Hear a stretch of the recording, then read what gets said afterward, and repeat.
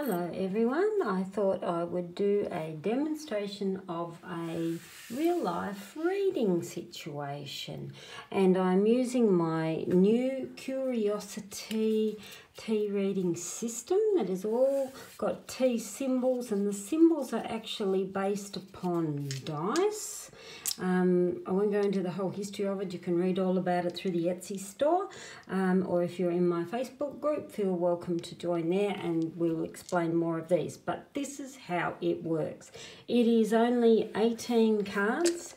These cards here mirror these placements on the mat. The mat here is a rubbery, like a mouse mat, and I have two versions of this. This, what we're looking at here, is the light version with the lighter coloured cards, and oops, there is a dark version and the dark version cards. Both of them are identical. The only difference is really, are you looking at walking on the dark side, a bit on the wild side, or do you prefer the light? So for this video, I'm actually going to use the light because I know it will show up easier in videos. So I'm going to actually use a real life scenario. Hang on, have I got these up the right way? No, okay. With these kits, you get the base mat, you get the cards, and these are actually, you can see them, they're actually mini cards. They're about, I think it's about 2¼ inches tall by 1½ inches wide. I know in centimetres it's 44 millimetres by 67. So if you can translate that into imperial. So you get the mat, you get the cards, you get the 3 dice, and you get the matching charms that mirror these as well. And there's 18 of those as well. Now I'm just going to tip those out to the side for the moment, and the dice for a moment. So let's do a real life reading. Now, what we do with these, we shuffle and we lay all the cards face down. It's a little bit like burlesque, where we do a striptease. So hence why I called it Curiosi-tea. Maybe I should have put teas. So when we are reading these, you've got different ways you can start them. We are using a traditional card chaining system. So I have the colours here, pink, green and blue. They are all numbered 1 to 6. And so card chaining, we follow the card number and the card colour, because ancient dice reading used to use 3 dice and 3 different coloured dices, and each of the colours meant something with the numbers. So your green 3 would have told me something different to a red 3, and so on. So I've put down in a card flat version a much simpler way to use symbology based from dice reading and tea symbols, because tea symbols are all about symbolic divination. So 3 ways we can start this. You can start here, as in the top, the position 1. You can start on your topic card. So say we were looking at house, we would start on the house. If you were looking at love, we would start on love. If we were looking at babies or new beginnings, we'd start in the baby. If you're looking at money, we'd look at the house of money, castle as in career, and so on. So what I'm actually doing, the dice, also we can start using the dice. So you've got all these, you've got 3 different ways you can read this. 1, or start in the house where you want to look at the topic, or we shake, rattle and roll. Hang on, that one's rolled off. And we add the numbers, which is 6, 5 is 11, 12, 13. So that there tells me I'm starting at card number 13, which is down here. And it goes 1, 2, 3, 4, 5, 6, 7, 8, 9, right through to 18, But here is card 13. Now the topic that I'm going to use for this, we're going to look at a young married couple who wanting another baby, but not sure because they've already got 2 children and they've got the girl and the boy, but yet they've got a calling to think, yeah, I think we want another baby. So we look at this and not have, you know, yes or no. We're going to look in if they enter into another pregnancy and another child in the house, will that be a benefit to the family? Look, a child's always going to be a benefit to whoever, but they're really looking at it on the very literal sense of, you know, will we be able to afford to do it, and will it affect the other existing children, and all these questions where they're looking at it. So the question here I'm looking at is, if they have another child, really what will be the impact to the rest of the family? So we're starting, as the dice tells us, position 13. So we've got the cross. Cross is on the house of the cane. So we're reading 2 layers. So now we're not just looking at 18 cards, we're reading double layers. So it's like a sandwich. So we've got the cross on the cane. The cane here would tell me they do need a bit more support network, but they've got the cross. Now the cross can be read 2 ways. Is it a good fated journey, or can it be a bit of a burden? In this instance, I'm seeing the cane here. I would say by entering another member into the family, this here could be a bit of a burden for them, and they may feel a little bit tired. So then we go to the colour and the number. So pink row is my top. Card number 2, we go to position number 2. We've got the sword. Now that's a really interesting symbol to have when we're talking about adding another family member. Sword there on the cross would tell me not a great idea, because the sword would tell me what is it that is cutting, what is it that it is affecting. The cross is an overall household effect, and the sword there would tell me this is going to be really tough for them to do this. So we then go green card number 4, green row, 1, 2, 3, 4. And we've got the castle.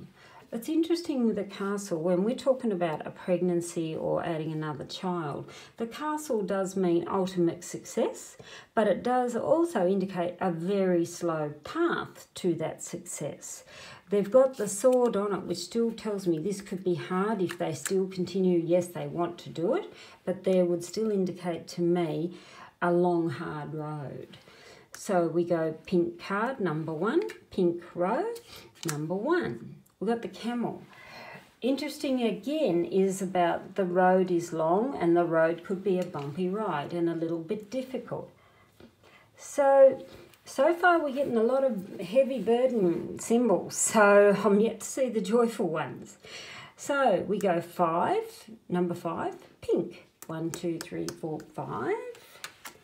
We got the baby. Now that's interesting because the baby is sitting on the house of the camel, which would still tell me it's still going to be a bit of a struggle if they decide to have another child into this family.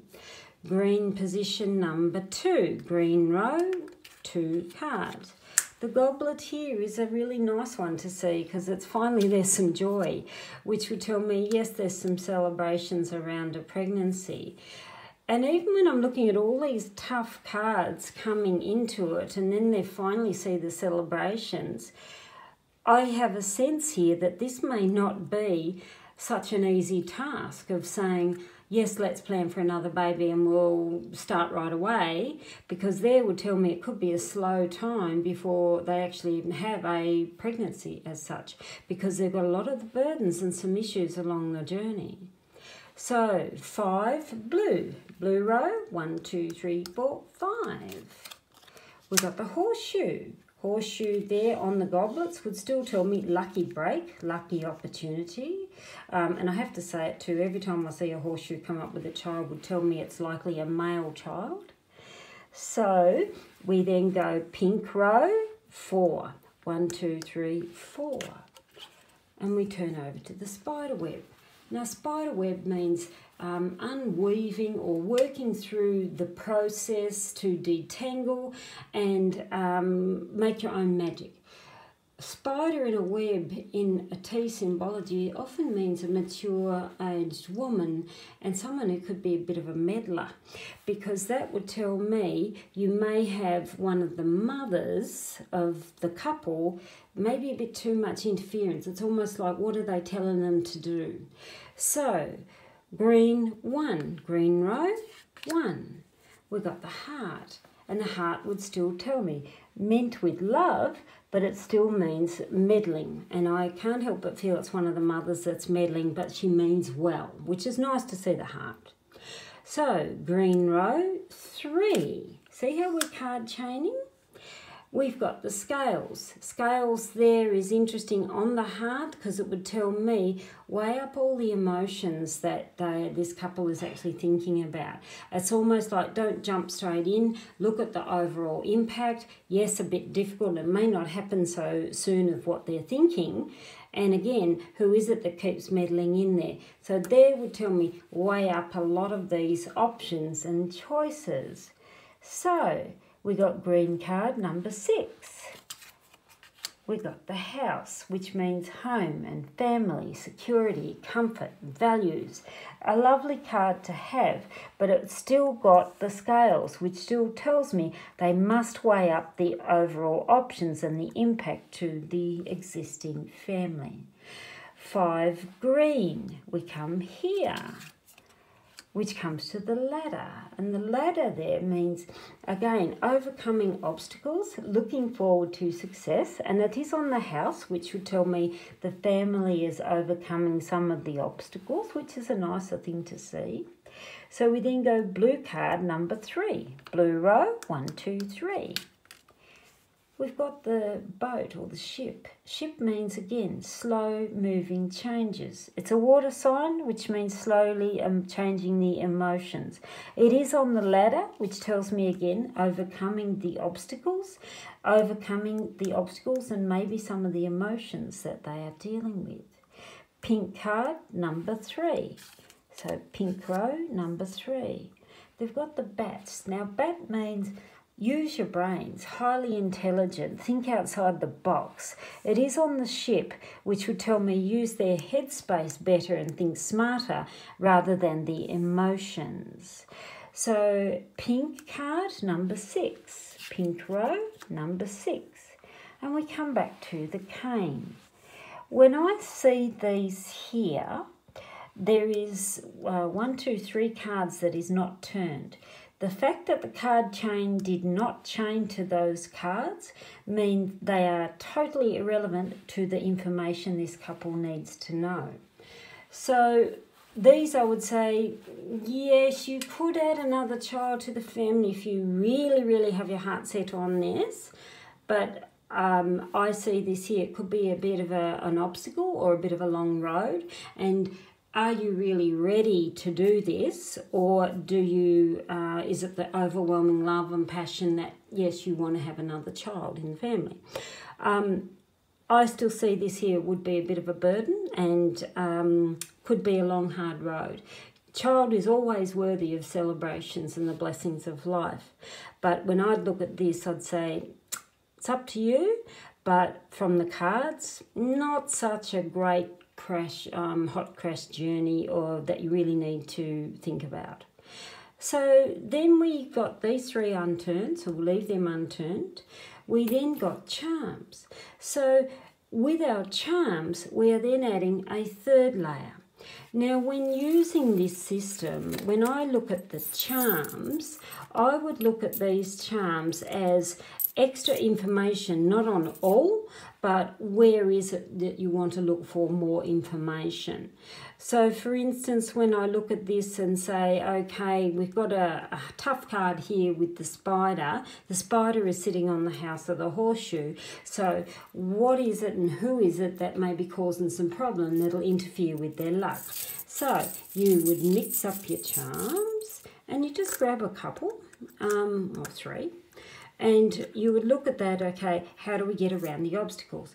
We've got the camel, which would tell me, stay persistent, whoever it is that's meddling. You've got the sword, which tells me in a lovely, polite, eloquent way is basically tell them this is our path, our journey, and we really need to do this ourselves, because it would tell me halt the person in their tracks, and it doesn't mean stab them in the back and bury them. You've got the love here, which would still tell me the person means well, but the camel here is, again, just move forward from it. Yes, it may be someone meaning really well, they mean well with love, but it's the interference that this couple does not need. So then we still got charms. It's up to you if you wanted to look at the various other areas. So, and you can even go right down here of, no, not the heart, I'll say the cane here, about support network was, if they do this, will they have the support that they actually need?